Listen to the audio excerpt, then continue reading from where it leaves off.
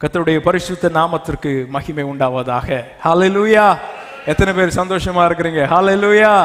அநேக நாட்களுக்கு அப்புறம் மீண்டுமாய் இங்கே வந்து ஆண்டவருடைய வார்த்தையை பகிர்ந்து கொள்ளும், உங்களோடு கூட ஆராதிக்கவும் நான் ஆண்டவருக்கு மிகவும் நன்றி செலுத்துகிறேன்.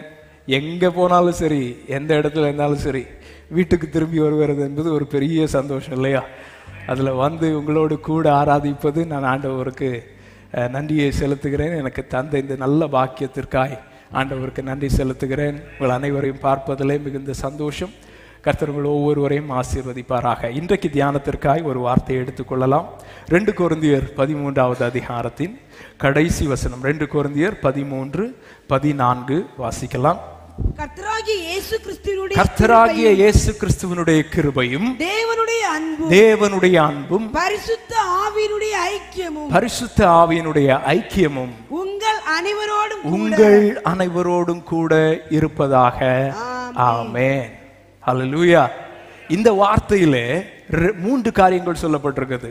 கர்த்தராகிய இயேசு கிறிஸ்துவினுடைய கிருபை, பிதாவினுடைய அன்பு, பரிசுத்த ஆவியானவருடைய ஐக்கியம். இதுல 2 காரியத்தை நான் இதற்கு முன்பாக இங்கே பேசும்போது 2 நேரத்தில் சொன்னேன். இதெல்லாம் ஞாபகம் இருக்குதா?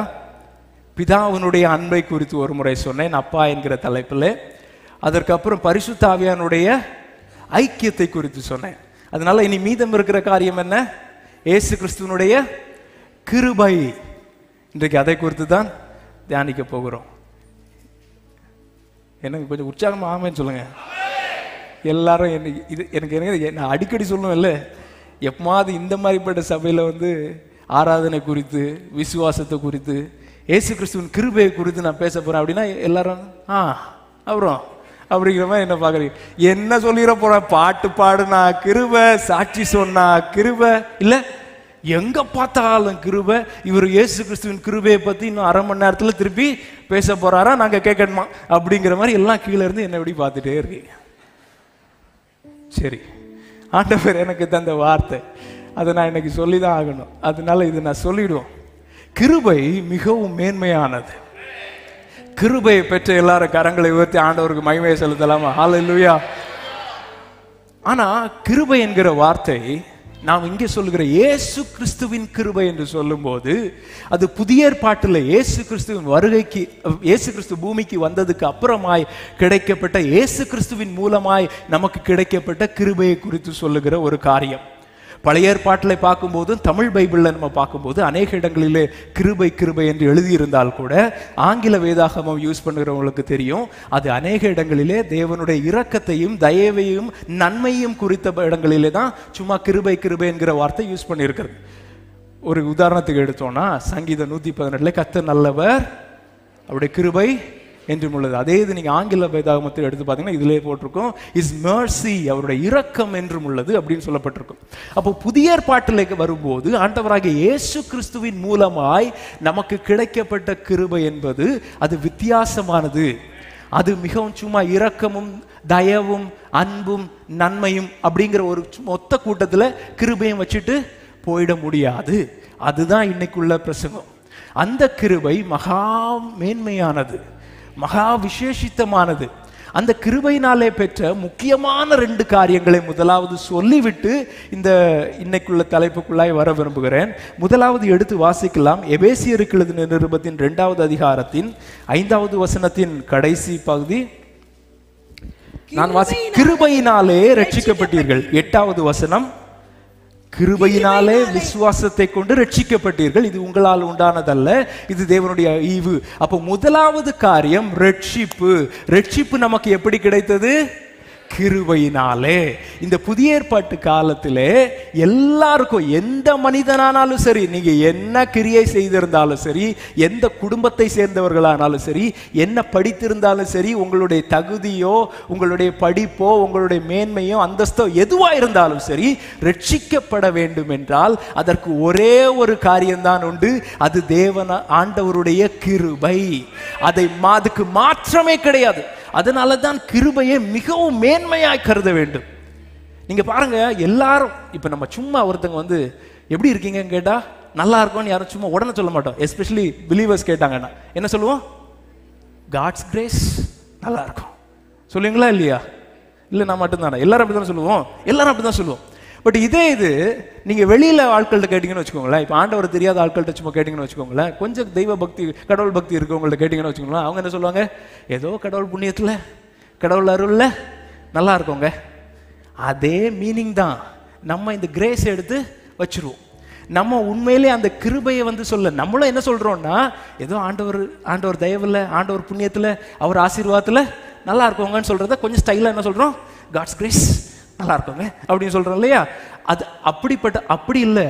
இது நமக்கு கொடுக்கப்பட்ட இந்த ஈவு இருக்கு பாருங்க, இது மிகவும் பயங்கரமான ஒரு ஈவு. அதை புரிகிறதற்காக நான் 2 காரியங்களை சொல்கிறேன். ஒன்று, லூக்கா 19வது அதிகாரத்தில் சகையுவை குறித்து வாசிக்கிறோம். நம்ம நேரம் போயிடுச்சு, அதனால எடுத்து வாசிக்க வேண்டாம். அங்கே பாருங்க, சகையுக்கு என்ன ஆசைன்னா, ஆண்டவர் எப்படிப்பட்டவரோ அப்படின்னு பார்க்கணும்னு சொல்லி ஓடி போய், அவன் குள்ளமாக இருந்ததுனால ஒரு மரத்துக்கு மேலே ஏறி அங்கே போய் உட்காந்துட்டான். இப்போ இயேசு அந்த வழியாக நடந்து போகிறார். அப்போ நார்மலாக யோசித்தா என்ன இருக்கும்? அந்த பட்டணத்தில் அப்போ தான் இயேசு உள்ளே வராரு. அங்கே வந்தால் எப்படியும் இயேசுவுக்கு அந்த நாள் ஃபுல்லாக ஏதோ ப்ரோக்ராம் இருக்கும், இல்லை வேற எங்கேயோ போறாரு. அவர் அது பாட்டுக்கு போறாரு, எல்லாரும் பார்ப்பாங்க, அவர் பின்னாடி போவாங்க, எல்லாரும் போயிடுவாங்க. அப்போ சகையும் ஓடி போய் பின்னாடி போய் அங்கே எங்கேயோ அந்த மரத்தில் ஏறி அப்படியே உட்காந்து பார்த்துட்டே இருக்கான்.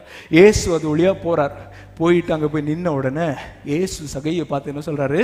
சகையுவே, இறங்கி வா, நான் உன் வீட்டில் தங்கணும். அவனும் சந்தோஷமா இறங்கி கீழே வந்தாச்சு. வந்த உடனே சகையுக்கு என்ன கேட்டிருக்கணும்? ஆண்டவரே, இப்போதான் இந்த பட்டணத்தில் வந்தீங்க, எவ்வளோ ப்ரோக்ராம் இருக்கும், திடீர்னு என் வீட்டுக்கு வரேன்னு சொல்லுங்க, அப்போ மற்ற ப்ரோக்ராம் அப்படின்னு கேட்டிருப்பார்ல? கேட்டிருக்கணுமா இல்லையா? இயேசு ஏதோ ப்ரோக்ராம் இல்லாதவர்ல, அவர் பயங்கர பிஸியான ஆள், பயங்கர பிஸி. ஆனால் சகையுக்கு என்ன தெரியாதுன்னா, இது ஏதோ சும்மா எதேச்சையா இயேசு இப்படி வரும்போது திடீர்னு சகையை பார்த்து ஓ சகையுவே அப்படின்னு கூப்பிட்டது மாதிரி சகையுக்கு தோணி இருக்கலாம். ஆனால் இயேசு என்ன தெரியுமா சொல்லியிருப்பாரு? எனக்கு இன்னைக்கு ப்ரோக்ராமே உன் வீட்டில் தான்ப்பா, நான் இங்கே வந்ததே உனக்காக தான், உனக்கு தான் இது அதிசயம், எனக்கு இதுதான் ப்ரோக்ராமே இல்லை. அப்போ ஒரு விஷயம் நமக்கு தெரியணும், சகையு தான் அந்த பட்டணத்திலே ரொம்ப மோசமான ஆளும் கிடையாது. எத்தனையோ பாவிகள் உண்டு அங்க. சகையு ஒரு ஆயக்காரன், அவன் பணம் வசூலிப்பான். எல்லாரும் அவன் பணம் வசிக்கிறதுனால ஐயோ பாவி பாவி பாவின்னு சொல்லுவாங்க. ஆனா அவனை விட படுபாவிகள் எத்தனையோ பேர் இருக்கலாம். ஆனா இயேசு சகையுவை சூஸ் பண்ணார் அன்னைக்கு. இதே மாதிரி போற இடத்துல ஆண்டவர் பேர் சொல்லி கூப்பிட்டு, நான் இன்னைக்கு உன் வீட்டில் தங்கணும்பா, எனக்கு இன்னைக்கு ரூம் இல்லை, உன் வீட்டில் தங்குறேன்னு வேற யாரையும் கூப்பிடல, சகையுக்கு மட்டும்தான் கிடைச்சது. ஏன் அது கிடைச்சது? அதுதாங்க கிருபை, அதுதாங்க கிருபை. அதுக்கு காரணம் கிடையாது, அதுக்கு முன்னுரை ஒன்றும் கிடையாது. அவங்க அப்பா மேரிக்கு சொந்தக்காரர், அதுக்கு எழுத தேவையில்லை, கிடையாது. அப்படி அவன் அங்க வீட்டுக்குள்ள போய் எப்பொழுதும் ஜெபித்தான், வேண்டாம், அதுக்கு காரணம் கிடையாது. காரணம் சொன்னா கிருபைக்கு அர்த்தம் கிடையாது. அதனாலதான் இங்க இருக்கிற ஒவ்வொருத்தருக்கும் நான் எப்பவுமே சொல்லுவேன், ரட்சிக்கப்பட்டது ஏதோ சரி நாங்கள் இந்த கிறிஸ்தவ குடும்பத்திலே வந்தோம், ரட்சிக்கப்பட்டோம், சர்ச்சுக்கு பக்கத்து வீடு ரட்சிக்கப்பட்டோம் இல்லைங்க. உங்களை ரட்சித்தாரா? அது கிருபைனால உங்களை தனியா தேடி வந்ததுங்க. உங்களுக்கு அந்த கிருபை கிடைக்கலன்னா நீங்க இப்படி சும்மா அவர் சமூகத்தில் இருக்க முடியாது. சகையு அங்க இருக்கிற பல்லாயிரக்கணக்கான மக்கள்ல இயேசுக்கு பின்னாடி போறதுக்கே ஆயிரக்கணக்கான மக்கள் உண்டு. அன்னைக்கு அவர் நின்னு பார்த்து பேர் சொல்லி கூப்பிட்டதுக்கு காரணம் என்ன தெரியுமா? அவருக்கு தெரியும் சகையுக்கு இன்னைக்கு கிருபை கிடைக்கும். அவர் அங்கிருந்து கிளம்புறதுக்கு முன்னாடியே அவர் ப்ரோக்ராமுக்கு தெரியும். சகையுக்கு தான் ஆச்சரியம், ஏன் ஆண்டவரே ஏன் ஆண்டவரே ஏன் ஆண்டவரே. அதுக்கு அர்த்தம் சொல்ல முடியாது, விளக்கமும் சொல்ல முடியாது. அதுதான் கிருபை. யோவான் 8வது அதிகாரத்தில் இன்னொரு சம்பவம் சொல்லப்பட்டிருக்கிறது. இயேசுவின் இடத்துல வெளியே அந்த பாவத்தில் பிடிக்கப்பட்ட ஒரு ஸ்திரீயை கொண்டு வராங்க. இயேசு உலகத்தில் இருக்கும் போதும் எத்தனையோ ஸ்திரீயை பிடிச்சிருப்பாங்க. பிடித்தா நியாயப்பிரமாணத்தின்படி கல்லெறியுண்டு கொல்லணும், அது நியாயப்பிரமாணம், அது நடந்துட்டு தான் இருக்கும். ஏன்னா நியாயப்பிரமாணத்தை தூக்கி வைக்கல. அப்போ இயேசு இருக்கும் போதும் அங்கே அந்த காரியங்கள் நடந்து கொண்டு தான் இருக்கும். எத்தனையோ நாட்கள் பிடிச்சிருப்பாங்க, எத்தனையோ நாட்கள் கல்லெறிஞ்சிருப்பாங்க, கொண்டிருப்பாங்க. அன்னைக்கு ஏதோ ஒரு பொண்ணை பிடிக்கும்போது அவங்களுக்கு ஒரு யோசனை, இயேசுகிட்ட போய் காட்டலாமே அப்படின்னு கொண்டு போய் இயேசு முன்னாடி கொண்டு போய் விட்றாங்க. ஆண்டவர் சொல்றாரு, உங்களில் யாரில் பாவம் இல்லையா அவள் மேலே கல்லெறியட்டும். யாரும் இல்லை, போயிட்டாங்க. ஆண்டவர் கேட்குறாங்க, யாருமே இல்லையாம்மா அவன் மேலே கல்லெறிய? அவர் சொன்னால் இல்லை ஆண்டவர். அப்போ நானும் செய்ய மாட்டேன், நீ போ. அந்த பொண்ணு நடந்து வரும்போது, எல்லாரும் இழுத்துட்டு வரும்போது வெக்கம் அவமானம் இதெல்லாம் விட அந்த பொண்ணுக்கு ஒன்றுமே இருந்திருக்காது. ஏன்னா தெரியும் போகிற பாதையில் இனிமேல் திரும்பி வரமாட்டோம். இன்னும் அதை தாண்டி போயிடுச்சுன்னா ஒரு கல் மேலே எப்போ ஃபஸ்ட்டு விழும்போது தான் தெரியும், அதுக்கப்புறம் என்ன நடக்குதுன்னு தெரியாது. அதுக்கப்புறம் சாவுதான், விட மாட்டாங்க. கல்லெறிஞ்சா அவ்வளோதாங்க, செத்துரும். அந்த பொண்ணே கண்ணால பார்த்துருக்கும் எத்தனையோ பேர் சாகிறது. ஏன் அந்த பொண்ணுக்கு மாத்திரம்? அன்னைக்கு அந்த பொண்ணு போனா, ஆனா கொஞ்ச நேரத்தில் பார்த்தா போன வழியில திரும்பி நடந்து வரா ஜீவனோட. அந்த பொண்ணுகிட்ட யாராவது கேட்டிருப்பாங்க, ஏன்? அந்த பொண்ணு சொல்லியிருப்பா, தெரியாது. ஆனா நமக்கு தெரியும். அதுதாங்க கிருபை, அதுதாங்க கிருபை. கிருபைக்கு அர்த்தம் சொல்ல முடியாது. ஏன் நீங்களும் நானும் ரட்சிக்கப்பட்டோம் தெரியுமா? நீங்க யோசித்து பாருங்க. உங்களுக்கு ஒருவேளை ஏதாவது ரீசன் தெரிஞ்சுட்டுன்னு வச்சுக்கோங்களேன், உங்களுக்கு இன்னும் கிருபை புரியலைன்னு அர்த்தம். உங்களுக்கு ஏதாவது காரணம் தெரிஞ்சிடுச்சுன்னு வச்சுக்கோங்களேன், உங்களுக்கு இன்னும் ஆண்டவர் யாருங்கிறது இன்னும் புரியலைன்னு அர்த்தம். ஆண்டவர் யார் என்பதை தெரிந்து விட்டா நீங்க ஒரு நாள் சொல்ல மாட்டீங்க, நான் ரட்சிக்கப்பட பாத்திரவான் என்று ஒருவனுக்கும் சொல்ல முடியாது. அதனால தான் ரட்சிப்பை விட ஒருவனுக்கு மேன்மையானது இந்த உலகத்திலே ஒன்றுமே கிடையாது. அந்த ரட்சிப்பு உங்களுக்கும் எனக்கும் கிடைத்தது அந்த இயேசு கிறிஸ்துவின் கிருபையினாலே. இது முதலாவது மேன்மையான காரியம். அப்படிப்பட்ட இரண்டாவது ஒரு காரியம் ஒன்று ரோமர் 3வது அதிகாரத்தின் 24வது வசனம். இலவசமாய் அவருடைய கிருபையினாலே கிறிஸ்து இயேசுவில் உள்ள மீட்பை கொண்டு நீதிமான்களாக்கப்படுகிறீர்கள். இதை நான் வேகமாய் சொல்ல போகிறேன்.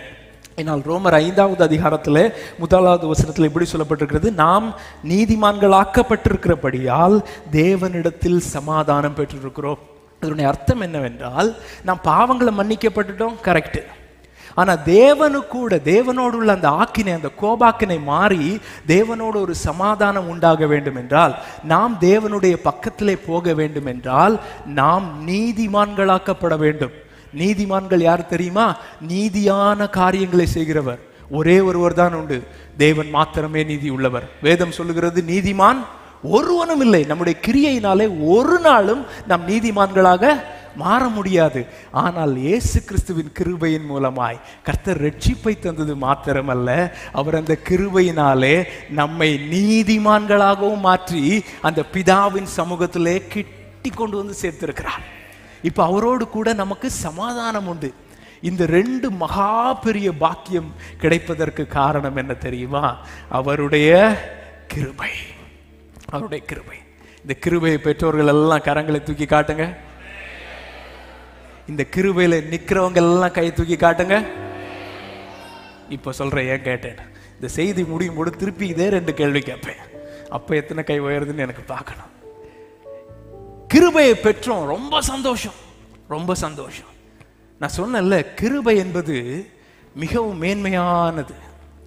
இந்த உலகத்துல எதெல்லாம் மேன்மையானது, உலை உயர்ந்தது, மதிப்பிடத்தக்காதது ஏதாவது இருந்துன்னா உடனே அதுக்கு ஒரு டூப்ளிகேட் வந்துடும். 1 ரூபாய் காயின், 5 ரூபாய் காயின், இதுக்கெல்லாம் டூப்ளிகேட்டு வராது. ஏன்னா டூப்ளிகேட் பண்றதே அதை விட எக்ஸ்பென்சிவ் ஆகிடும், டூப்ளிகேட் பண்ண மாட்டோம். ஆனா இது டைமண்ட், கோல்டு, விலை உயர்ந்த பொருட்கள் இருக்கும் பாருங்க, அதுக்கெல்லாம் டூப்ளிகேட் வரும். ஏன்னா அது ரொம்ப விலை கூடுனது. அதனால தான் இந்த கடைசி காலங்களில் அபிஷேகம், பரிசுத்த ஆவியானவர், கிருபை, இதுக்கெல்லாம் டூப்ளிகேட் வந்துடும். ஏன்னா அதெல்லாம் மிகவும் மிகவும் மேன்மையானது, மிகவும் உன்னதமான காரியங்கள். பேதுரு 2000 வருடங்களுக்கு முன்பாக இதை குறித்து எழுதுகிறார். எடுத்து வாசிக்கலாம். 1 பேதுரு 5வது அதிகாரத்தின் 12வது வசனத்தை வாசிக்கலாம். உங்களுக்கு புத்தி சொல்லும்படிக்கும் நீங்கள் நிலை கொண்டு, நான் வாசிக்கிறேன், நீங்கள் நிலை கொண்டு நிற்கிற கிருபை தேவனுடைய மெய்யான கிருபை தான் என்று சாட்சியிடும்படிக்கும் நான் சுருக்கமாய் உங்களுக்கு எழுதுகிறேன்.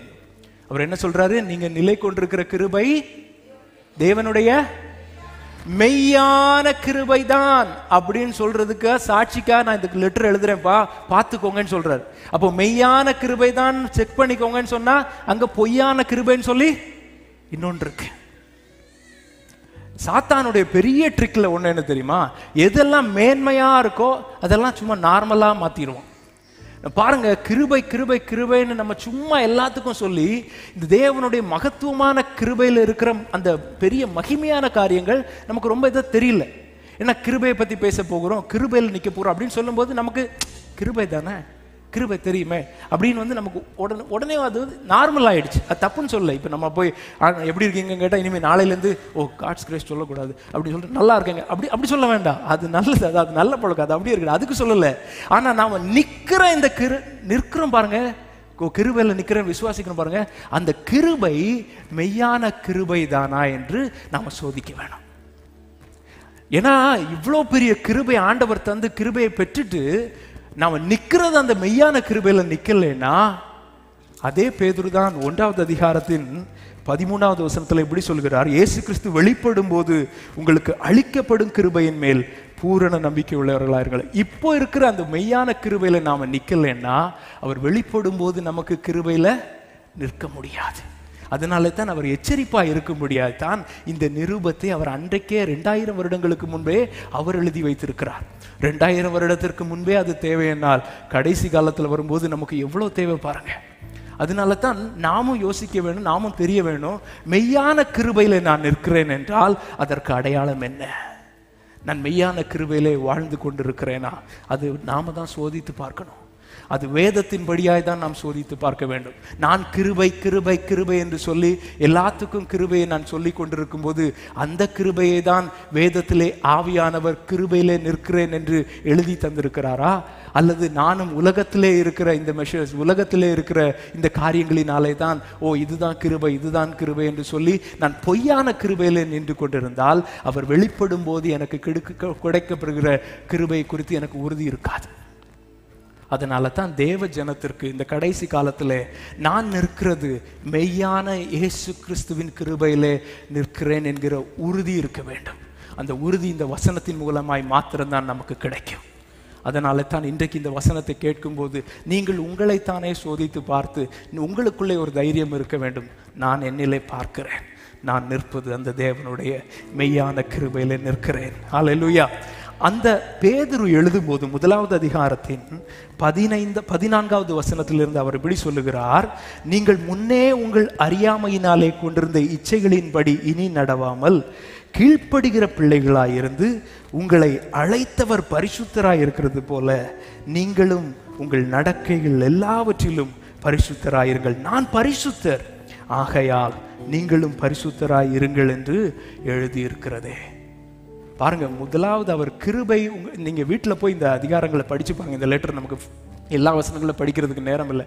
இது துவங்கும் போதே அவர் என்ன சொல்லுகிறார் என்றால், அந்த கிருபை மெய்யான கிருபை என்பதற்கு முதலாவது காரியம் நாம் தெரிய வேண்டியது, நீங்கள் முன்னமே நடந்த கிரியைகள் எல்லாம் விட்டு உங்களை அழைத்தார். எப்படி அழைத்தார்? கிருபையினாலே. கிருபையினாலே அழைத்தவர் பரிசுத்தராய் இருக்கிறது போல நீங்களும் எல்லாவற்றிலையும் உங்கள் நடக்கைகள் எல்லாவற்றிலையும் பரிசுத்தராயிருங்கள். அப்படிதான் ஃபர்ஸ்ட் அவர் இன்ட்ரோடக்ஷனே சொல்லிட்டு தான் அதுக்கப்புறம் மீதி காரியங்கள் எல்லாம் எழுதுறார். அந்த 2வது அதிகாரத்திலே நம்ம முதலாவது அந்த வசனத்தை வாசிக்கலாம். அந்த 2வது அதிகாரத்தை துவங்கும்போது இப்படி சொல்லுகிறார், இப்படி இருக்க கர்த்தர் தயவுள்ளவர் என்பதை நீங்கள் ருசி பார்த்ததுண்டானால் சகல துர்க்குணம் சகலவித கபடம் வஞ்சகம் பொறாமை புறங்கூறுதல் எல்லாவற்றையும் ஒழித்து விட்டுருங்க. ஏன்? உங்களை அழைத்தவர் பரிசுத்தராய் இருப்பதனாலே நீங்களும் பரிசுத்தராய் இருப்பீர்களாக.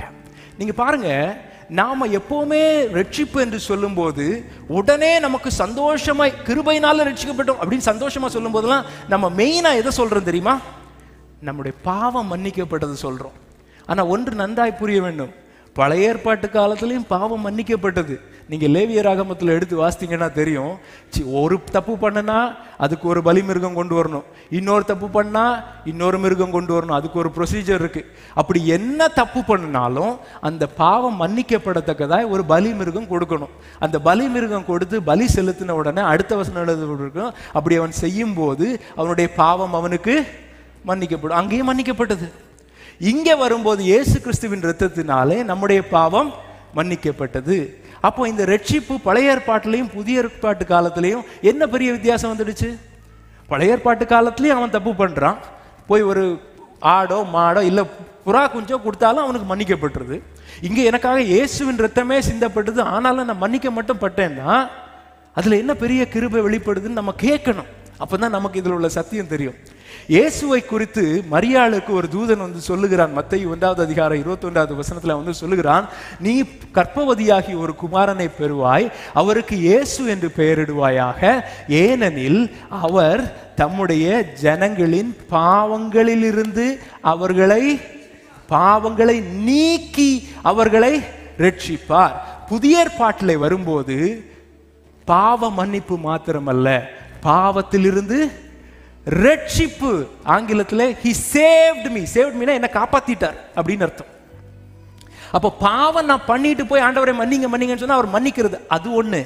ஆனா புதிய ஏற்பாட்டில் அதோட முடிஞ்சிடாது. சகைவை புரிஞ்சு சொல்லும்போது எவ்வளவு சந்தோஷப்பட்டோம். ஆண்டவர் போய் சொல்றாரு, சகைவை இறங்கி வா, இன்னைக்கு உன் வீட்டில் தான் நான் தங்க வேணும் அப்படி சொல்லிட்டு ஆண்டவர் கூட நடந்து போறாரு பாருங்க. போகும்போது சகைவுக்கு அந்த கிருபையோட அந்த புரியல, யார் கூட நடந்து போறோம்? இயேசு கூட ஏதோ பேசிட்டு போயிட்டு இருப்பாரு. ஆனா வீட்டுக்குள்ள போறதுக்கு முன்னாடி சகைவு சொல்றாரு, ஆண்டவரே நான் யாரையாவது ஏமாத்தி இருந்தேன்னா நான் ஆஸ்தியில பாதி கொடுத்துறேன், ஏதாவது ஏமாத்தி எடுத்திருந்தேன்னா 4 மடங்கா திருப்பி கொடுத்துறேன். அவருக்கு என்ன சொல்லணும்னு தெரியல. இயேசு சொன்னார் அவர்கிட்ட, நான் இப்போ வீட்டுக்கு வர போறேன், தங்க போறேன், அதுக்கு முன்னாடி இதெல்லாம் முடிச்சுட்டு வா, அப்புறம் தங்கலாம். இல்லைன்னா ஏதாவது பெருசா இந்த சீஷர்கள் கொண்டு போய் துண்டு சீட்டு கொடுத்து இதெல்லாம் பார்த்து கரெக்டா பண்ணா இயேசு அப்படி ஏதாவது இருக்கா? ஒன்றும் கிடையாது. இயேசு கூட போகும்போதே சகைவுக்கு முடியல. சகைவு சொல்றேன், ஆண்டவரே நான் இப்படிலாம் பண்றேன், ஆண்டவரே இதெல்லாம் என்கிட்ட இருக்கிற பாவம், நான் இதெல்லாம் இப்படிலாம் பண்றேன் அப்படி சொன்னா ஆண்டவர் என்ன சொன்னார் தெரியுமா? இப்பொழுது இந்த வீட்டுக்கு ரட்சிப்பு வந்தது. அவன் அதுதான் செகண்ட் பார்ட். நமக்கு பாவ மன்னிப்போட முடிஞ்சு கை தட்டிட்டு போறதுனால ரெண்டாவது பகுதி இருக்கு பாருங்க, பாவங்களை நீக்கி ரட்சிக்கிற இந்த அனுபவம் இருக்கு பாருங்க, அது நிறைய இடத்துல போயிடுச்சு நமக்கு. அதே மாதிரிதான் அந்த பிடிக்கப்பட்ட அந்த ஸ்திரீ எல்லாரும் போகும்போது ஆண்டவர் சொன்னார், ஓகேம்மா அவங்க கல்லறியல, நானும் கல்லறிய மாட்டேன் போ அப்படின்னு சொல்லி முடிச்சிடல. அதுக்கப்புறம் ஆண்டவர் என்ன சொன்னார் தெரியுமா? இனிமேல் பாவம் செய்யாதே. அது ரெண்டும் சேர்ந்து வரும்போது தான் அந்த ரட்சிப்பு முழுமையாகும். ரட்சிப்பு பாவ மன்னிப்பு மாத்திரமல்ல, கொடுக்கப்பட்ட கிருபை பாவ மன்னிப்பிற்காய் மாத்திரமல்ல, என்னை பாவங்களிலிருந்து ரட்சிப்பதற்காய் கொடுக்கப்பட்ட அந்த பெரிய மகத்துவமான காரியம் தான் அந்த கிருபை. அது எப்படி எனக்கு தெரியும் தெரியுமா? ரோமர் 6வது அதிகாரத்தின் 14வது வசனம். அது மிகப்பெரிய புதிய ஏற்பாட்டு காலத்திலே வாழும்போது நமக்கு தெரிய வேண்டிய சத்தியங்களிலே மிகவும் முக்கியமான ஒரு சத்தியம் ஒன்று. ரோமர் 6வது அதிகாரத்தின் 14வது வசனம், நீங்கள் நியாய பிரமாணத்திற்கு கீழ்ப்பட்டு இராமல் கிருபைக்கு கீழ்ப்பட்டு இருக்கிறபடியால் பாவம் உங்களை மேற்கொள்ள மாட்டாது. பாவம் உங்களை மேற்கொள்ள மாட்டாது. அதுக்கு ஆங்கிலத்தில் இப்படி சொல்லப்பட்டிருக்கு ஒரு டிரான்ஸ்லேஷன்ல, sin shall no longer be your master. அப்போ நீங்க கிருபைக்குள்ளாய் நீங்க வரவில்லை என்றால், கிறிஸ்து இயேசுக்குள்ளாய் கிருபையினால் ரட்சிக்கப்படாவிட்டால், எந்த மனுஷனுக்கும் அவனுடைய எஜமான் யாரு தெரியுமா? பாவம். அது உங்களை ஆளும். அது எந்த மனுஷனா இருந்தாலும் சரி, அதுதான் வேதம் சொல்லுது. நீங்க யாரா இருந்தாலும் சரி, எந்த மனுஷனா இருந்தாலும் சரி, அவன் கிறிஸ்து இயேசுவின் ரட்சிப்பின் கிருபைக்குள்ளாய் வரவிட்டால் அவனுடைய எஜமான், அவருடைய சரீரத்தின் எஜமான் பாவம். அந்த பாவம் அவனை மேற்கொள்ளும், அந்த பாவம் அவனை ஆளும். அதுல இருந்து வெளிப்படணும்னா, அதுல இருந்து வெளியில வரணும்னா அதற்கு ஒரே ஒரு வழிதான் உண்டு. அது கிருபைக்கு கீழ்ப்படுகிற வாழ்க்கை. நீங்கள் கிருபைக்கு கீழ்ப்படுகிறபடியால் பாவம் உங்களை மேற்கொள்ள மாட்டாது. இனி பாவம் உங்கள் எஜமானா இருக்க முடியாது, நீங்கள் கிருபைக்கு கீழ்பட்டிருந்தால். நமக்கு உடனே திருப்பி கேள்வி வரணும், நான் கிருபையில தானாங்க ரட்சிக்கப்பட்டேன், கிருபையில தானாங்க மன்னிக்கப்பட்டேன், ஆனாலும் பாவத்தில் விழுந்துட்டு தானே இருக்கேன். பாவத்தில் விழுந்துட்டு தானே இருக்கும். அதுல சொல்லப்பட்ட சகல விதமான துர்க்குணமும் இந்த பேச்சும் இல்லை, அந்த பாவம், லௌகிக இச்சைகளும் மாம்சத்தின் இச்சைகளும் இதெல்லாம் திருப்பி தலதுக்கு தானே இருக்கு. வீட்டில் போனால் கோபம், வைராக்கியம், கசப்பு, வாயின் வார்த்தைகள், தாறுமாறான எண்ணங்கள், பொருளாசை, இச்சை, இதெல்லாம் வந்துட்டு தானங்க இருக்குது. அப்போ இந்த வசனங்கள்லாம் படிச்சதுனால எனக்கு என்ன பெரிய பிரயோஜனம் இருக்கு? அப்பதான் நம்ம கிருபையின் மகத்துவத்தை அறியணும். தீத்துவுக்கு எழுதின நிருபத்தின் 2வது அதிகாரத்தின் 11வது வசனத்திலிருந்து வாசிக்க கேட்கலாம். ஏனெனில் எல்லா மனுஷருக்கும் ரட்சிப்பை அளிக்கத்தக்க தேவ கிருபையானது தேவ கிருபை பிரசன்னமாகி நாம் அவபக்தியையும் லௌகிக இச்சைகளையும் வெறுத்து தெளிந்த புத்தியும் நீதியும் தேவ பக்தியும் உள்ளவர்களாய் இவ்வுலகத்திலே ஜீவனம் பண்ணி. ஓகே, அடுத்த வசனத்தின் கடைசி பகுதியில் எப்படி போட்டிருக்கு? நமக்கு போதிக்கிறது. ஆக்சுவலா இது என்ன சொல்லுதுன்னா, இந்த கிருபை ஆங்கிலத்தில் ரொம்ப அழகா இருக்கும். It teaches us to say no to ungodliness. இந்த கிருபை எனக்கு என்ன போதிக்குதுன்னா, நான் அவபக்தியையும் லௌகிக இச்சைகளையும் வெறுக்க எனக்கு இந்த கிருபை போதிக்கிறது. எப்படி நான் கிருபைக்கு கீழ்ப்படியும் போது பாவம் என்னை மேற்கொள்ள மாட்டாது என்றால் அந்த கிருபை எனக்கு போதிக்கும். அதனால தான் சொல்றேன், திருப்பியும் சொல்றேன், புதிய ஏற்பாட்டில் வரும்போது கிருபை என்பது இந்த இரக்கத்தையும் தயவும் கூட வச்சு அவ்வளோ சிம்பிளா முடிச்சிடக்கூடாது. கிருபை ரொம்ப மகா பெரிய கிருபை. கிருபை என்பது அது நமக்கு புரியாதது. இயேசு கிறிஸ்து அவர் மூலமாய் பிரசன்னமான கிருபை அது நம்மோடு இருக்கும்போது அந்த கிருபை எனக்கு போதிக்கும். என்ன போதிக்குமா? இந்த லௌகிக இச்சை, இந்த அவபக்தி, இதெல்லாம் வெறுத்து விடுறதுக்கு போதிக்குமா. அது போதிக்கும் போது நான் கீழ்ப்படிந்து அதற்கு நான் கீழ்ப்பட்டு நடக்கும் போது தான் பாவம் என்னை மேற்கொள்ள மாட்டாது. நமக்கு நல்லா புரியணும். நான் ரட்சிக்கப்பட்ட உடனே, நான் கிருபைக்கு கீழ்ப்படுகிறவனாய் வந்த உடனே இனிமே எனக்கு ஃபர்ஸ்ட் தெரிய வேண்டியது, நான் கண்டிப்பா அந்த பாவத்துக்கு கீழ்ப்படிய நீ வேண்டாம். ஏன்னா நான் இப்ப அதுக்கு அடிமை கிடையாது. இப்ப என்னோட எஜமான் அந்த பாவம் கிடையாது. இப்ப நான் அந்த கிருபைக்கு கீழா இருக்கிறேன். அந்த கிருபைக்கு கீழா இருக்கும்போது அந்த கிருபை இப்போ எனக்கு போதிக்கும். நான் சிம்பிளா சொல்லி முடிக்கிறேன். சரிங்க, ரொம்ப சந்தோஷம். இப்போ அது என்ன சொல்லும்? நோ, இது பண்ணாத, நோ சொல்லும். கிருபை எனக்கு போதிக்கும். நமக்கு முடியாது. இதுதான் எல்லாருக்கும் தெரியுமே, எல்லாருக்கும் தெரியும்ல, இது கிருபை தான் போதிக்கணும்னு இருக்கா. நான் வீட்டுக்கு போனால் இப்படி பண்ணக்கூடாது, அது பண்ணக்கூடாது, இச்சையானதை பார்க்கக்கூடாது, பொருளாசை இருக்கக்கூடாது, இல்லை தேவையில்லாததை பேசக்கூடாது, இது சொல்லக்கூடாது, இதெல்லாம் எனக்கும் தெரியுமேங்க. ஆனால் அதை எப்படி மேற்கொள்வது? எனக்கு தான் ஆசை இருக்கு, ஆனாலும் திருப்பி ஒரு காரியம் வரும்போது விழுந்துடுறோம், திருப்பியும் பாவத்தில் போயிடுறோம், சரின்னு சொல்லி திருப்பி வந்துடுறோம். அப்போ நம்ம பாவமே செய்ய மாட்டோமா?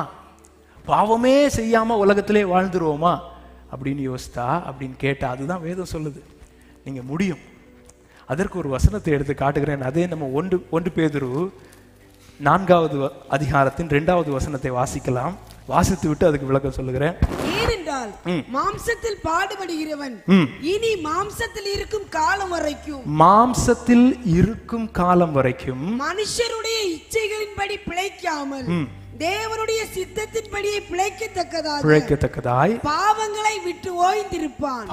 இந்த மாம்சத்தில் இருக்கிறவன் பாடுபட்டால், கிறிஸ்து பாடுபட்டது போல ஒருவன் மாம்சத்திலே பாடுபட்டால் அவன் இந்த மாம்சத்திலே அந்த பாவத்தை விட்டு, எல்லாருடைய வேதத்திலும் அதானே இருக்கு, எல்லார் பைபிளும் அதானே இருக்கு. இது எனக்கு பெரிய விளக்கம் எல்லாம் தெரியாது, ஆனால் நான் வாழ்க்கையில் அனுபவிச்ச ஒரே ஒரு காரியம் சொல்றேன். எந்த ஒரு காரியத்திற்கு நீங்க இந்த சரீரத்திலே பாடுபடுகிறீர்களோ, பாவத்திற்கு, இந்த சரீரத்தின் மூலமாய் கிறிஸ்து எப்படி பாடுபட்டாரோ அவருடைய பாடிலே பங்குள்ளவர்கள் ஆகும்படி நீங்கள் ஒரு காரியத்திற்காய், ஒரு பாவத்திற்காய் உங்கள் சரீரத்திலே நீங்கள் பாடு அனுபவித்தால் அந்த பாவத்தை உங்கள் சரீரத்திலிருந்து விட்டு ஓய்ந்திருப்பீர்கள். இதுக்கு நான் சொன்ன மாதிரி இதுக்கு பெரிய விளக்கங்கள் இருக்கலாம், பெரிய ரகசியங்கள் இருக்கலாம், அதை பற்றி எனக்கு தெரியாது. என் வாழ்க்கையில் நான் கண்டுபிடிச்ச எனக்கு அப்ளை ஆன ஒரே ஒரு காரியத்தை சொல்லிடுறேன்.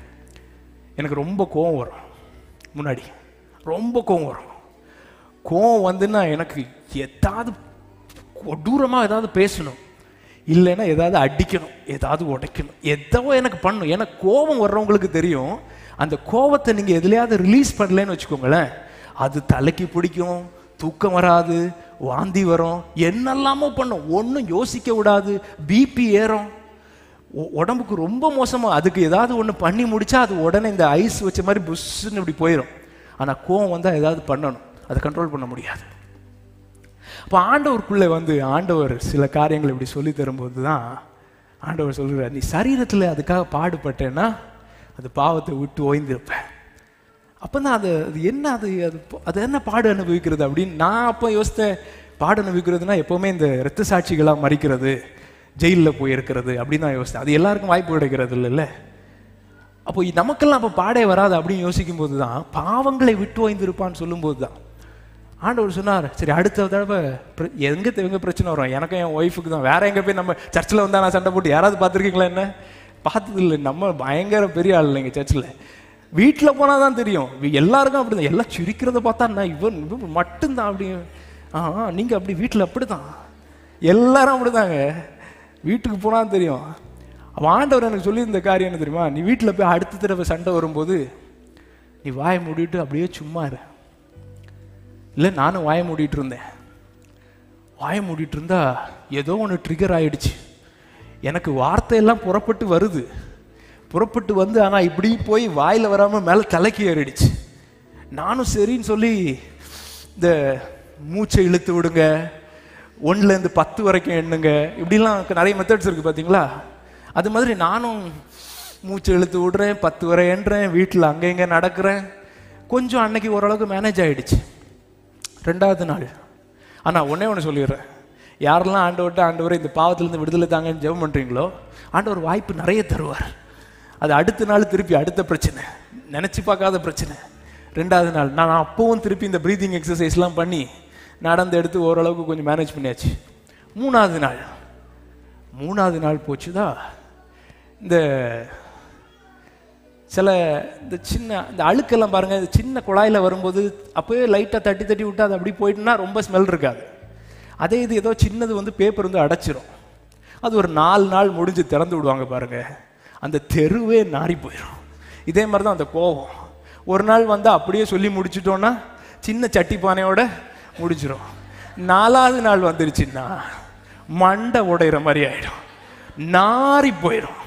இதுதான் 4வது நாள் வரும்போது கோபம் வரும்போது ஃபர்ஸ்ட் நாள் வச்சிருந்தது அப்படியே நான் பல மடங்காயி நான் அன்னைக்கே யோசித்தேன்.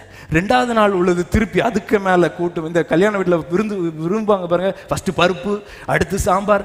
ஃபர்ஸ்ட்லேயே சொல்லியிருந்தா பருப்போட முடிஞ்சிருக்கும். இது லாஸ்ட்ல பழம் பப்படம் வரைக்கும் வச்சு மொத்தமாக கொடுத்து முடிச்சுட்டு போய் படுத்தாதான் ராத்திரி தூக்கம் வரும். அப்பா என்ன ஒரு நிம்மதி பாருங்க. இதே மாதிரி தாங்க எல்லா பாவத்துக்கும். இச்சையை பாருங்க, கண்ணு பார்க்காதன்னு சொல்லும், ஆனா கண்ணை மாத்திட்டோம்னா அது படுத்துற பாடு இருக்கு. புறவு போய் அந்த இச்சையில விழும்போது படுமோசமா விழுந்துரும். அப்பதான் ஆண்டவர் கற்றுத்தந்தார், கிருபைக்கு நீ கீழ்பட்டு இருக்க வேண்டும், கிருபைக்குள்ளாயிருக்க வேண்டும். பவுல் சொல்லுகிறார், நான் என்னை உயர்த்தாத படிக்கு, நான் மேன்மை பாராட்டாத படிக்கு எனக்கு ஒரு முள் கொடுக்கப்பட்டிருக்குது மாம்சத்துல. அப்போ அவர் போய் ஆண்டவர்கிட்ட கேட்கிறார், ஆண்டவர் எடுத்து போட்டுருங்க. நான் சொல்லும்போது ஆண்டவர் என்ன சொல்லுகிறார், இல்லை அது இருக்கட்டும், உன் பலவீனம் ஒன்று இருக்குல்ல, உன் பலவீனத்துல என் கிருபை போதும். உன் பலவீனம் எதுவோ அதுல நான் கிருபை தருவேன், உன் பலவீனம் எதுவோ அதுல நான் பலன் தருவேன். அதனால தான் எபிரேயருக்கு எழுதும்போது 4வது அதிகாரத்தின் 12வது வசனத்தில் எப்படி சொல்லப்பட்டிருக்கிறது, எபிரேயர் 4:12 வாசிக்கலாம். தேவனுடைய வார்த்தையானது ஜீவனும் வல்லமை உள்ளது. 13 அவருடைய பார்வைக்கு மறைவான சிருஷ்டி ஒன்றுமில்லை. 16 ஆதலால் நாம் இரக்கத்தை பெறவும் ஏற்ற சமயத்தில் சகாயம் செய்யும் கிருபையை அடையவும் தைரியமாய் கிருபாசன தண்டையிலே சேரக்கணும். இந்த வார்த்தை எல்லாரும் கவனிங்க. நாம் இரக்கத்தை பெறவும் ஏற்ற சமயத்தில் சகாயம் செய்யும் கிருபை. சகாயம் செய்யும் கிருபைனா என்ன தெரியுமா, ஹெல்ப் பண்ற கிருபை. எப்பமா, ஏற்ற நேரத்தில் ஹெல்ப் பண்ற கிருபை. ஆண்டவர் பவுலை பார்த்து சொல்கிறார், உன் பலவீனத்திலே என் பலன் பூரணமாய் விளங்கும். அப்போ ஆண்டவர் எனக்கு கற்றுத்தந்த காரியம், நான் உங்களுக்கு இந்த வசனத்தெல்லாம் சொல்றதை விட எவ்வளவு சந்தோஷமா கேட்டீங்கல்ல எங்க கதையை சொல்லும் போது, அதை வச்சே நான் சொல்லி முடிச்சிடுறேன். அப்போ ஆண்டவர் என்கிட்ட சொன்னார், நீ அங்கே போயிட்டு இந்த ப்ரீதிங் எக்ஸசைஸு, கவுண்டிங் மேலே அப் அண்ட் டவுனுக்கு பண்ணுறது இதெல்லாம் விட்டுரு. உனக்கு ஒரு காரியம், இப்போ நான் கிருபாசன தண்டைக்கு ஓடி வர்றதுக்கு உனக்கு ஒரு வாசல் வச்சிருக்கேன். கிறிஸ்து உனக்கு உதவி செய்யறதற்கு உள்ள கிருபை நான் தருவேன். அப்போ யாருக்கு கிருபை வேணும்? பலவீனனுக்கு. முதலாவது உனக்கு அதை தெரியணும். அதனால தான் ஆண்டவர் சொன்னார், தாழ்மை உள்ளவனுக்கு கிருபை கொடுக்கிறார், பெருமை உள்ளவனுக்கு கிருபை கொடுக்க மாட்டான்னு சொல்ல. பெருமை உள்ளவனுக்கு எதிர்த்து நிற்கிறாராம். இங்கதான் பிரச்சனை. நான் என்ன தெரியுமா, எனக்கு கோவம் வந்தோன்னா எனக்கு என்ன தெரியுமா தைரியம், நான் இந்த மூச்சை மேலமா விட்டு மேலே கீழே எண்ணி எடுத்து நான் ரெடி பண்ணிடுவேன், நான் கண்ட்ரோல் பண்ணிடுவேன். இதுதான் பெருமை எனக்குள்ளது இருக்குது. எனக்கு என்ன தெரியணும்னா, இந்த மாம்சம் இந்த பாவம் என்னை மேற்கொள்ளும் போது, நான் அதற்கு அடிமையாக இருக்கும்போது என்னால் ஒன்றும் பண்ண முடியாது. அதற்கு என்னை காப்பாற்ற வேண்டிய ஒரே ஒரு காரியம் தேவனுடைய கிருபை. அதை நான் எப்போ அக்செப்ட் பண்ணுறேனோ அப்போ தான் அது எனக்கு பலவீனமாக எனக்கு தெரியும். அப்போ அது எனக்கு பலவீனம் என்று தெரியும் போது அந்த ஏற்ற வேலை எப்போ தெரியுமா, எனக்கு இந்த வாயில் இங்கிருந்து தொடங்கி வரும் பாருங்க, அதுதான் ஏற்ற வேலை. ராத்திரி படுக்கும்போது முட்டி போட்டு ஜோம் பண்ணுறதுல ஏற்ற வேலை, அதுக்கூட எல்லாம் முடிஞ்சு மண்டையெல்லாம் உடஞ்சிரும். அதில் ஏற்ற வேலை எப்போ, நான் எப்போ தவறுவேன் என்கிற அந்த தருணம் இருக்கு பாருங்க, அதுதான் ஏற்ற வேலை. அப்போ நான் ஒரு காரியம், ஒரு இச்சை என்னை இழுக்கும் போது அது எனக்கு தெரியும், இல்லை நான் அடுத்து விழ போறேன். எல்லாருக்கும் தெரியுங்க, ஒரு பாவத்தில் விழ போறேன், நான் அடுத்தவங்களை பற்றி குறை பேச போறேன்னு உங்களுக்கு சொல்றதுக்கு முன்னாடி உங்க மண்டையில் தெரியும் நான் பேச போறேன்னு. ஆனாலும் அதுக்கு வழி இல்லாமல் சொல்லிடுவோம். ஏன் சொன்னதுக்கு அப்புறம் தான் யோசிப்பேன், இன்னைக்கு சொல்லியிருக்க வேண்டாமா இருந்து, ஆனாலும் சரி ஜோம் பண்ண சொல்லிடுவோம் அப்படின்னு சொல்லிட்டு லாஸ்ட்ல என்ன சொல்லுவோம், இதுக்காக ப்ரேயர் பண்ணிக்கோங்க. அதுக்கு மேலே அப்படியே ஒரு ஆவிக்குரிய இதை பூசி, ஆனால் நமக்கே தெரியும் நான் விழ போறேன் அப்படின்னு நமக்கே தெரியும். அதுதாங்க ஏற்ற வேலை. அந்த நேரத்தில் என்ன செய்யணுமா, ஆண்டவரே நான் பலவீனன், ஆண்டவரே கிருபை தாங்கப்பா. ஆண்டவர் சொன்னா, என் கிருபை உனக்கு போதும். எப்போ, உன் பலவீனத்தில் என் கிருபை போதும். அப்போ இனிமே இந்த பாவம் என்னை மேற்கொள்ளாது. நான் இனிமே பாவத்துக்கு அடிமை இல்லை. பாவம் என் மேல எஜமானனா இருக்க முடியாது. ஏன்னா நான் கிருபைக்குள்ளாய் வந்து விட்டேன். இந்த அறிவு எனக்கு வந்ததுக்கு அப்புறம் தான் எனக்கு ஒரு தைரியம். என்ன தெரியுமா, அந்த கிருபைக்கு கீழே நான் இருக்கிறனால எனக்கு உதவி செய்கிற கிருபையை நான் அந்த கிருபாசன தண்டையிலிருந்து பெற்றுக்கொள்ள முடியும். எப்போ தெரியுமா, ஏற்ற வேளை வரும்போது. அப்போ அந்த பாடு அனுபவிக்கிறது எப்போ தெரியுமா, இந்த மாதிரி வரும்போது நான் அதை பிடிச்சிருக்கும் போது நான் சும்மா போய் என்னோட ஓன் எக்ஸசைஸ் எல்லாம் பண்ணாம ஆண்டவரே கிருபை தாங்கப்பா, கிருபை தாங்கப்பா, கிருபை தாங்கப்பான்னு கேட்கும்போது என்ன ஆயிடும்னா, நான் சொல்றேன், அனுபவத்துல இருந்து சொல்றேன், உங்களே தெரியாம ஒரு புது பலன் வருவாங்க. உங்களே தெரியாம ஒரு புது பலன் வரும். அந்த கோபம் எப்படி மாறி போச்சுன்னு தெரியாது. அது ஒருவேளை உடனே வராம இருக்கலாம், 1-2 அதுக்கு நீங்க கொஞ்சம் பாட அனுபவிக்கிறவங்களா இருக்கணும். அது எப்படி தெரியுமா, நம்ம வீட்டில் காஃபியே போட தெரியாதவங்களுக்கும் அடிக்கடி கிச்சன் போறவங்களுக்கும் பெரிய வித்தியாசம் உண்டு. எப்படி தெரியுமா, ஒரு பால் ஒரு சட்டியில் வச்சோன்னு வச்சுக்கோங்களேன், அந்த கிச்சன் பக்கமே போகாதவங்க என்ன செய்வாங்க தெரியுமா, அது கொதிச்ச உடனே சின்ன டவல் பெட்ஷீட்டு எல்லாம் கொண்டு வந்து சுத்தி பிடிச்சு மெதுவாக கொண்டு வந்து அதில் ஊத்துறதுக்குள்ள அது ஆறி போயிடும். அவ்வளோ கஷ்டமா இருக்கும். அதே இது அந்த கிச்சனுக்கு அடிக்கடி போற அம்மா வருவாங்க பாருங்க, அது தீயில எரிஞ்சிட்டே இருக்கும், அப்படி கையை விட்டு தூக்கி உள்ள விடுத்துட்டு இப்படி விட்டுருவாங்க. ஏன், அவங்க என்ன ரோபாட்டா? இல்லை. ஃபர்ஸ்ட்ல அவங்களுக்கு என்ன பிறந்த போவே அப்படியே கை இருந்து இல்லை, ஃபர்ஸ்ட்ல எடுக்கும்போது தொட்டு சுட்டுது, உண்மைதான். பழகினதுக்கு அப்புறம் அது சூடுல மாறிடுச்சு. இந்த கிருபை கிடைக்கும் போது என்ன ஆயிடும் தெரியுமா, அந்த வலி வந்தது பாருங்க, ஐயோ பேச முடியலன்னா வலி, பார்க்க முடியலன்னா கஷ்டம், இப்படி மாம்சத்துல இருக்குது பாருங்க இந்த முள்ளு. அந்த கிருபை கிடைக்கும் போது எங்க போகுதுன்னே தெரியாது. கூட இருக்கவன் யோசிப்பான், எப்படியா நீ வாய மூடிட்டு இருக்க, உங்களுக்கு தெரியும் ஐயோ அது வேற கதைங்க, அது மேல இருந்து வர்ற கிருபைங்க. என் பலவீனத்திலே அவருடைய பலன் பூரணமாய் விளங்கும். எப்படியும் வாழலாம் என்பதற்காய் கொடுக்கப்பட்டதல்ல கிருபை, இப்படி தான் வாழ வேண்டும் என்று காண்பிப்பதற்காய் கொடுக்கப்பட்டது கிருபை. பாவம் என்னை மேற்கொள்ளாது. நான் எந்த பாவத்திற்காக என் சரீரத்திலே நான் பாட அனுபவித்தேனோ அந்த பாவங்களை இந்த மாம்சத்திலே நான் விட்டு ஓய்ந்திருப்பேன். நீங்கள் மெய்யான கிருபையிலே நிற்கிறீர்களா என்று நீங்கள் உங்களை சோதித்து பாருங்கள். இன்னும் பாவம் என்னை மேற்கொண்டிருக்குமானால் ஒரே ஒரு காரியம் தாங்க அதுக்கு, எனக்குள்ளே பெருமை. பெருமை உள்ளவனுக்கு தேவன் எதிர்த்து நிற்பார், தாழ்மை உள்ளவனுக்கு கிருபை அள்ளி கொடுப்பார். அந்த கிருபையை பெற்றுக்கொண்டால் பாவம் மேற்கொள்ளாது. அந்த கிருபையை பெற்றுக்கொண்டால் பாவம் மேற்கொள்ளாது. அப்பதான் இந்த உலகத்துக்கு ஆண்டவர் காண்பித்துக் கொடுப்பார், என் கிருபையை பெற்ற ஜனம் இப்படித்தான் வாழ வேண்டும் என்று காண்பிப்பதற்காக நான் கொடுக்கப்பட்ட கிருபை. அதனால தான் கிருபை மகா மேன்மை உள்ளது, கிருபை மகா வல்லமை உள்ளது. கிருபையை சும்மா எடுக்க கூடாது. கிருபையை சும்மா அதனால தான் சொல்லும்போது நம்மளும் சொல்லணும், எனக்கு கொடுக்கப்பட்ட கிருபையை நான் விருதாவாக்கவில்லை. நீங்க போய் பாருங்க, நமக்கு என்ன தெரியுமா கிருபை? நம்ம சாட்சி சொல்லும் போது தேவ கிருபையினால பிள்ளைக்கு கல்யாணம் முடிஞ்சு, தேவ கிருபையினால வீடு வாங்கணும், தேவ கிருபையினால குழந்தை பிறந்து, எல்லாருக்கும் தேவ கிருபை நம்ம சொல்றது எல்லாமே ரட்சிப்பை தவிர அடுத்து நீங்க தேவ கிருபை எல்லாம் சொல்றது நீங்களே உங்களை ஆராய்ச்சி பாருங்க, எல்லாம் உலகத்துக்குரிய காரியம்.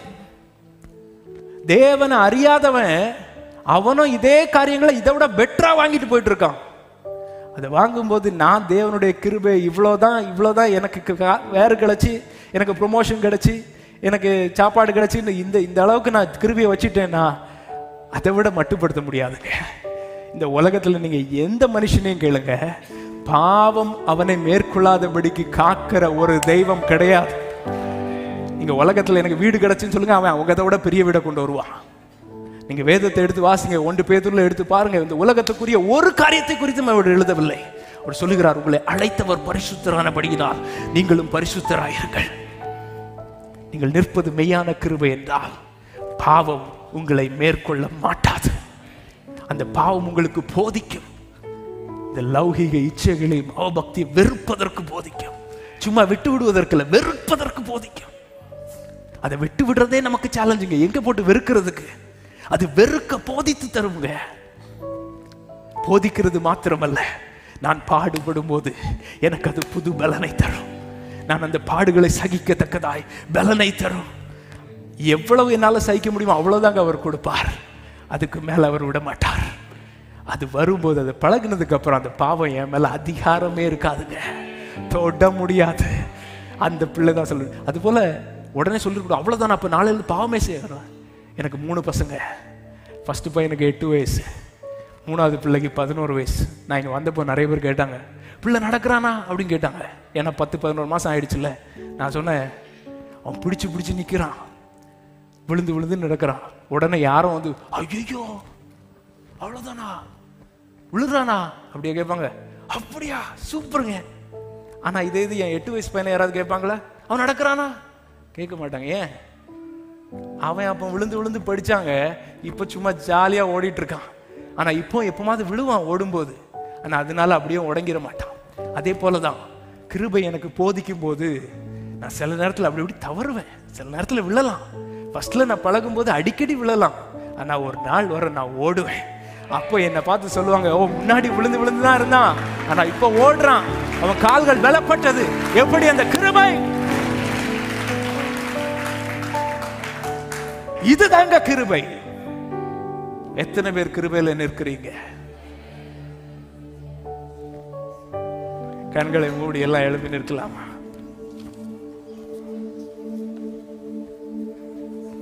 கேட்க போகிறோம்.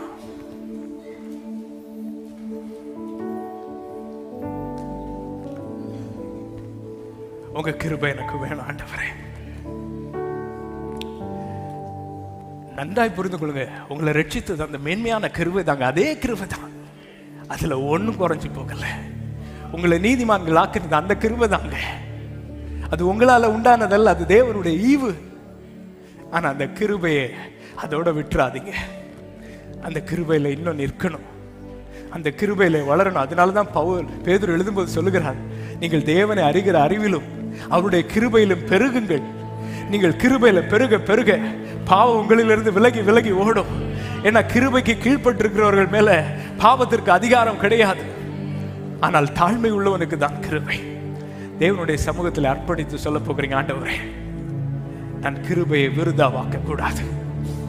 ஒரு முறை கூட சொல்ல போகிற, ஆண்டவரே என்னை திரும்ப கட்டுங்க. ஆண்டவரே எனக்கு கொடுக்கப்பட்ட கிருபையினால என்னை கட்டி எழுப்புவீராக. இந்த உலகத்திற்கு இப்படித்தான் வாழ வேண்டும் என்பதற்காய் கொடுக்கப்பட்ட கிருபையை காண்பிக்கிற பாத்திரமாய் எங்களை மாற்றுவீராக. ஆண்டவரே எங்களை உருவாக்குவீராக, எங்களை ஆளுகை செய்வீராக.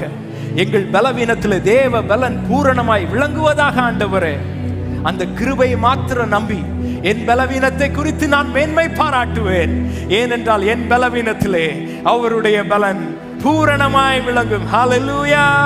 யெகோவா ஓசேனு என்னை மீண்டும் கட்டுகிறீர். யெகோவா சபையோ என்னை ஆளுகை செய்கிறீர். யெகோவா ஓசேனு என்னை மீண்டும் கட்டுகிறீர். யெகோவா சபையோ என்னை ஆளுகை செய்கிறீர். நீர் இல்லாமல் ஒன்றுமில்லை.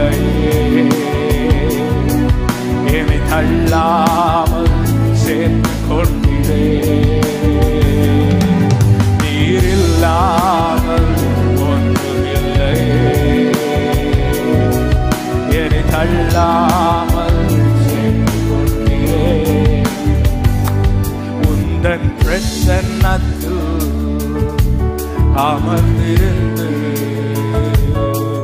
நீ செய்யும் யுத்தம் காண்பு. விசுவாசத்தோடு உந்தன் பிரசன்னத்தில் எனக்காய் நீர் யுத்தம் செய்வீர் ஆண்டவரே. உம்முடைய கிருபையை எனக்கு தந்து எனக்காய் யுத்தம் செய்வீர். என் பலத்தினால் ஆகாது, என் பலத்தினால் ஒன்றும் ஆகாது, என் சுயத்தினால் ஒன்றும் நடக்காது, என் பலத்தினால். ஓ இயேசுவே, நாங்கள் பலவீனர் ஆண்டவரே, உங்க பலன் வேணும் ஆண்டவரே. ஒன்றும் நடக்காது, உந்தன் பிரசன்னத்தால் கூடுமே, உந்தன் பிரசன்னத்தால். ஒரு முறை கூட யெகோவா ஓசேனோ, யெகோவா ஓசேனோ,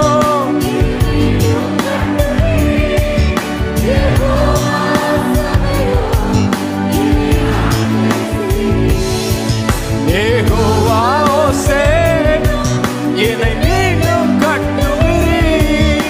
யெகோவா சபையோ, என்னை ஆளுகை செய்கிறீர். ஒன்றுமில்லை என்னை தள்ளா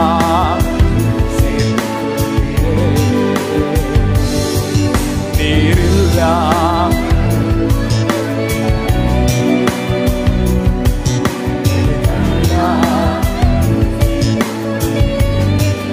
மகா கிருபை இரக்கமுள்ள நல்ல பிதாவே, உமக்கு நாங்கள் நன்றி செலுத்துகிறோம் ஆண்டவரே. எத்தனை மேன்மையான வாழ்க்கைக்காய் எங்களை அழைத்து இருக்கிறீரப்பா. உம்முடைய கிருபை மகா பெரியது. மகா வல்லமையும் மேன்மையுமான இந்த கிருபைக்காய் உமக்கு நாங்கள் நன்றி செலுத்துகிறோம் ஆண்டவரே. அழைத்த நீர் பரிசுத்தம் உள்ளவர். அதே பரிசுத்தத்திலே நிற்கும்படியாய் எங்களையும் அழைத்திருக்கிறீர். அதற்கு வேண்டிய கிருபையை பலத்தையும் எங்களுக்கு நீர் வைத்திருக்கிறீர். அதற்காக உமக்கு ஸ்தோத்திரம். இந்த அறிவிலே நாங்கள் வளர்ந்து உம்முடைய கிருபையிலே பெருகி பாவத்தை விட்டு ஓய்ந்திருக்க கிருபை செய்வீராக. பாவம் எங்கள் சரீரத்திலே ஆளுகை செய்யாதபடிக்கு, மேற்கொள்ளாதபடிக்கு உம்முடைய கிருபையினாலே பலத்தின் மேல் பலனடைந்து ஆண்டவரே நாங்கள் உமக்கு சாட்சிகளாய் நிற்க கிருபை செய்வீராக. எங்களை கொண்டு சாட்சிகளாய் நிறுத்தும் ஆண்டவரே. உம்முடைய கிருபையின் வல்லமையை காண்பிக்கிற பாத்திரங்களாய் எங்களை மாற்றுவீராக. உம்முடைய வேதம் உண்மை உள்ளது. உம்முடைய வார்த்தைகள் மாறாது. உம்முடைய வல்லமை குறையாது. எந்த பலவீனனையும் பலவானாய் மாற்ற உம்மால் கூடும் என்பதை அறிந்திருக்கிறோம் ஆண்டவரே. யாரெல்லாம் அர்ப்பணித்தார்களோ ஆண்டவரே, அந்த பலவீனத்திலே உம்முடைய பலன் பூரணமாய் விளங்குவதாக. வாழ்க்கையின் அனுபவத்தில் உம்முடைய கிருபையை ருசிக்கட்டும், பார்க்கட்டும். அநேகம் பேருக்கு சாட்சியாய் சொல்லட்டும் ஆண்டவரே.